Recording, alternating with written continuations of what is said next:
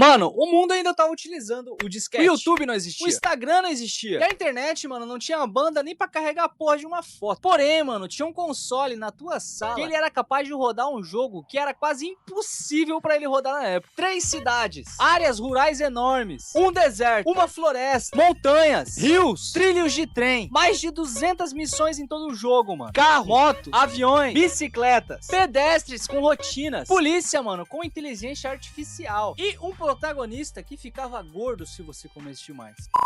Man, why I gotta wait in the middle of this desert for this maniac all the time? Hey man, where you at? Sound like you in a cave or something. Around. Been eating a lot lately, Carl? Not getting enough exercise? Yeah, I guess. Tudo isso, mano, num console que tinha menos memória RAM do que o aplicativo de calculadora do teu celular. Mas como que isso foi possível, mano? Como que um grupo de programadores conseguiu enfiar um jogo com realismo, com um RPG vivo, dinâmico e 100% funcional dentro de uma máquina que no papel, mano, que na teoria não devia rodar tudo isso? Hoje, mano, eu vou te contar a história de como o GTA San Andreas foi programado, beleza? Como que os caras fizeram essa lenda nascer? E como que a Rockstar deu início a uma das maiores façanhas da história dos videogames, mano. Mas antes de começar o vídeo, mano, deixa o dedo no hype. Mano, deixa o dedo no hype porque tu me ajuda pra caralho a fazer o canal crescer e esse vídeo a ser mais recomendado pra mais pessoas, mano. Então, mano, não custa nada pra você, me ajuda pra caramba, mano. Então, mano, por gentileza, deixa o dedo no hype e vamos descobrir como o GTA San Andreas foi programado lá em 2004, mano. Cara, antes de a gente começar o vídeo, tu precisa entender uma coisa. O GTA San Andreas do ano de 2004 era totalmente fora da realidade em todos os âmbitos possíveis. Pra você ter noção do que eu tô falando, vamos fazer uma comparação muito simples. O GTA Vice City, lançado 2 anos antes, tinha uma cidade. Ele tinha uma, e ele já era considerado enorme pros padrões da época. E o GTA San Andreas, mano, chegou com 3 cidades completas. Los Santos, San Fierro, Las Venturas. Los Santos baseados em Los Angeles, mano. Com bairros, becos, avenidas, um aeroporto que era funcional, mano. Com praia, com umas quebradas e com arranha-céus. San Fierro, que era baseado em São Francisco, com subidas íngremes. Um porto que era gigantesco. Bairros chineses, pontes icônicas. E Las Venturas, mano, baseadas em Las Vegas. Com cassinos, luzes de neon, hotéis imensos, mano, e um deserto gigantesco em volta. E em volta dessas 3 cidades, mano, era vazio. Porra nenhuma, mano. Era lotado de conteúdo, era lotado de deserto, de floresta, com montanhas, cidades de interior, fazendas, rios. Então, pra finalizar a comparação, mano, o GTA San Andreas era 9 vezes maior do que o GTA Vice City. 9 vezes maior, rodando no mesmo console que o GTA Vice City rodava. Enquanto isso, mano, sabe o que a concorrência tava fazendo? Enquanto isso, sabe o que os outros jogos de 2004 faziam? Engasgavam, mano, mesmo em ambientes fechados, mesmo em ambientes facilmente renderizáveis. E a Rockstar no mesmo ano tava colocando um mundo inteiro dentro de um PS2 com 32 MB de memória. E mano, isso aqui não era uma programação normal, isso aqui não era algo que seria facilmente esquecido. Isso aqui era uma declaração de guerra contra o hardware do PS2. E agora vem a primeira pergunta do vídeo, mano. Como que um console tão limitado como o PS2 rodava o GTA San Andreas? A resposta para essa pergunta é muito elegante, mano. O jogo nunca carregava o mapa inteiro de uma vez. Pensa comigo, mano. O mapa do GTA San Andreas é como se fosse um quebra-cabeça super grandão. E pensa que todas as peças daquele quebra-cabeça estão espalhadas na tua frente em uma mesa. Você não precisa de todas as peças ao mesmo tempo. Você só precisa das peças que você tá montando agora na tua frente. E é exatamente isso, mano, que o console faz. Conforme o CJ vai se movendo pelo mundo, mano, o jogo tá completamente 100% focado em fazer 2 coisas ao mesmo tempo. O jogo tá carregando pedaços que estão aparecendo na tua frente agora, e o jogo, mano, tá deletando pedaços que você já tinha passado atrás. Isso acontece o tempo todo. Isso acontece silenciosamente, sem parar o tempo inteiro. E esse jogo tem um nome técnico, mano, chamado carregamento invisível. O jogo tá sempre um passo à frente carregando o mundo sem que você perceba. Ele tá simplesmente precipitando o terreno antes de você chegar. Tá bom, mas espera, Léo. Se o jogo só carrega o que tá perto de mim, o que acontece com as coisas que estão longe? Cara, tu vê aquela neblina que tá longe no cenário de Los Santos? Cara, tu vê aquela neblina longe que tá no horizonte de San Andreas? Sim, aquela mesma névoa que cobre as construções que estão longe, que faz a montanha do fundo parecer meio borrada, parecer meio distante pra você, você não consegue enxergar direito a montanha que tá lá no fundo. Isso não é efeito de atmosfera, mano. Aquilo ali não tá só pra ser bonitinho. Aquilo ali é mentira calculada. Aquilo ali é otimização de software. A névoa existe, mano, pra esconder um movimento que o jogo tá carregando ou descarregando o mapa. A névoa simplesmente cria, mano, uma cortina visual pra você. Você não vê o mapa piscando porque aquela névoa cobre tudo antes de você assistir. Você não vê porque a névoa tá cobrindo tudo. É uma ilusão, é um truque de magia, mano. E funciona tão bem, mano, mas tão bem, que 95% das pessoas não perceberam que aquilo lá tava lá só pra esconder a mediocridade do hardware do PS2 em comparação a esse software tão pica que é o GTA San Andreas. E quer saber de outra coisa, mano? Por que as cidades eram bloqueadas no início do jogo? Sabe por que tu não podia ir pra outras cidades no início do jogo? Sabe por que tinha uma barreira te impedindo de ir pra outras cidades, pra Los Santos, por exemplo? Muita gente acha que era só por narrativa, mano, pra contar a história de uma maneira organizada. E era, parcialmente. Mas também tinha outro motivo, que era o motivo técnico. Os desenvolvedores, mano, precisavam de tempo pra carregar as outras cidades. Se você pudesse atravessar o mapa inteiro de San Andreas todo de uma vez, mano, o jogo não conseguiria carregar tudo. O sistema de carregamento invisível, mano, funciona quando você tá em velocidade normal. Mas se tu voasse do zero de uma cidade pra outra, o jogo engasgaria, o jogo travaria tudo, ou o jogo simplesmente quebraria. Então tu tem que entender, mano, que até as barreiras dentro do jogo, mano, tinham uma solução engenhosa. Até as barreiras dos caras tinham uma técnica chamada de narrativa, de técnica, pra deixar o jogo mais fluido possível, o mais leal possível. Vamos falar sobre a inteligência artificial dos NPCs, meu mano. Cara, uma cidade inteira, mesmo que seja muito bem planejada e que seja muito bonita, sem os NPCs, mano, não significa nada, é literalmente uma maquete. É como se fosse uma maquete. Uma cidade sem NPCs dentro de um jogo virtual é só uma maquete, ela não tem vida. Mas o que parece os NPCs? Mas o que faz os NPCs ser tão importante dentro do jogo? Eles são só figurantes, eles só estão ali pra ser bonitinho. Completamente errado, meu mano, completamente errado. Cada pedestre dentro do jogo, mano, tem uma rotina básica programada pra manter aquele jogo vivo. Alguns andam em círculos. A graça da cidade parecer realista, a graça que faz ela parecer realista realmente, mano,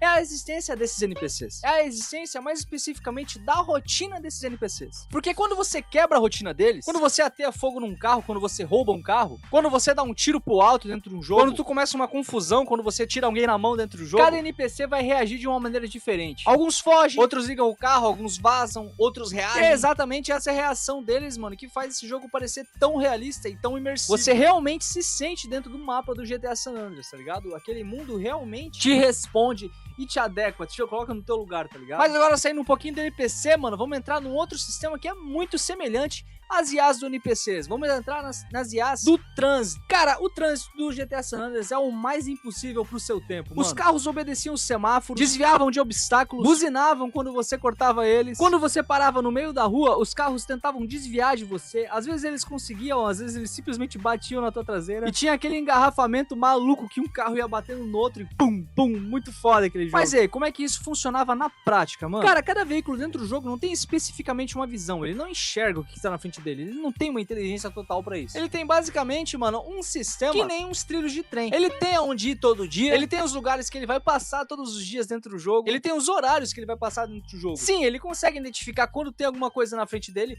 porque a programação dele foi feita pra isso. Porém, mano, se você simplesmente jogar alguma coisa na frente dele, ele vai atropelar e já era. E o que mais impressiona, mano, é o sistema de polícia do jogo. Cara, a polícia de GTA San Andreas não era só um sistema de personagens que tinham armas, não eram só NPCs com armas. Ela tinha, dentro das limitações do PS2, é claro, uma lógica de perseguição real. Quando você ganhava uma estrela, a polícia recebia um alerta. Quanto mais estrela, mais recursos eram mobilizados pra tentar te interferir de alguma maneira. Uma estrela, uma viatura. 2 estrelas, 2 viaturas. 3 viaturas e helicóptero. 4 blitz. 5, os caras mandavam até tanque atrás de você. Mas o que era mais impressionante, mano, era como é que eles te encontravam dentro do jogo. O jogo simplesmente criava uma zona de procura ao redor do último ponto aonde é que você foi visto. E enquanto você continuava dentro dessa zona de procura, a polícia continuava te procurando. E se você saísse dessa zona de procura, a polícia te perdia de vista. Isso, mano, que criava a mecânica clássica de você se esconder embaixo de um viaduto esperando as estrelinhas caírem, tá ligado? Era simples, era muito eficiente e criava uma tensão genuína que jogos com inteligência artificial hoje em dia ainda não conseguem recriar. Vamos falar da física do GTA San Andreas, mano. Quando se trata da física do GTA San Andreas,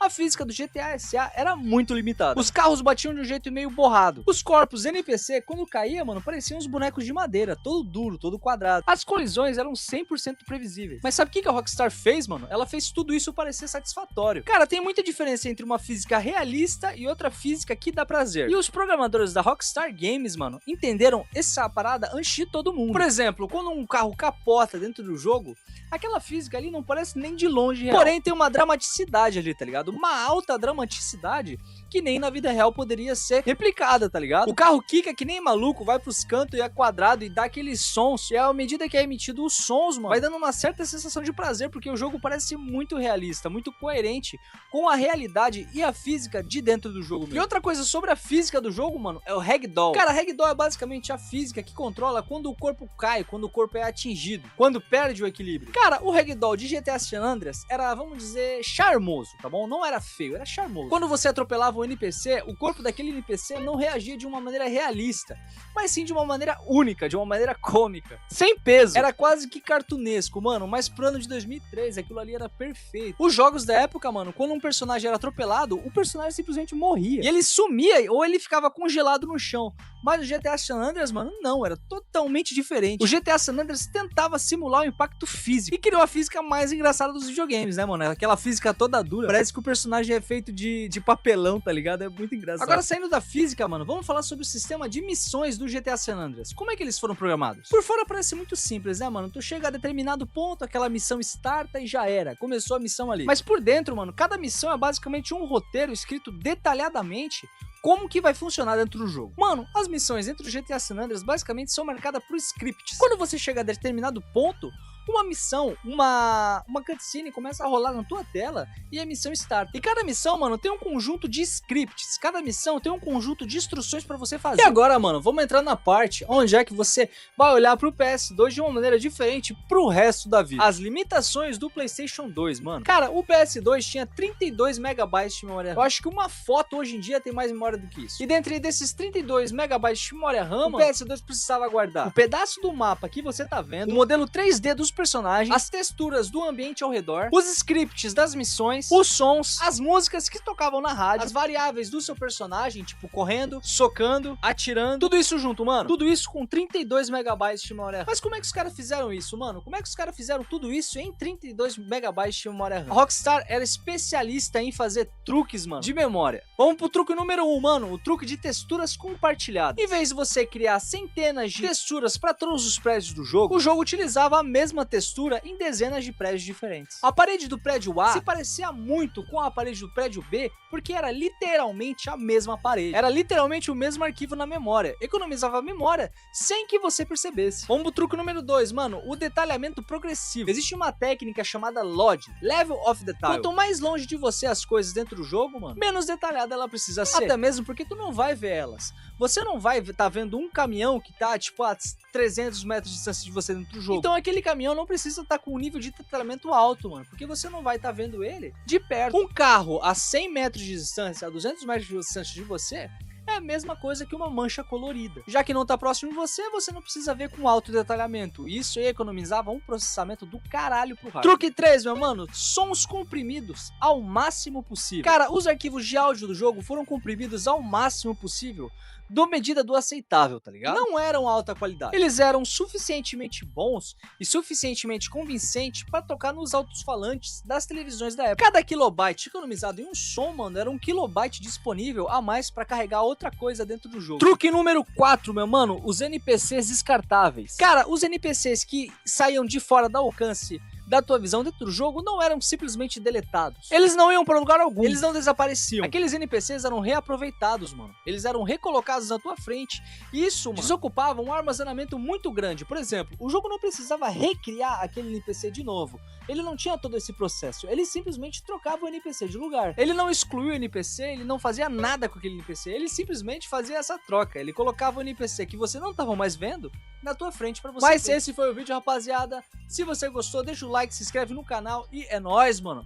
Deixa o hype também, aqui com o hype, mano, você me ajuda pra caramba, mano. Você me ajuda demais quando se trata de compartilhar o canal pra mais pessoas. Então, mano, deixa o hype, se inscreve no canal e é nóis.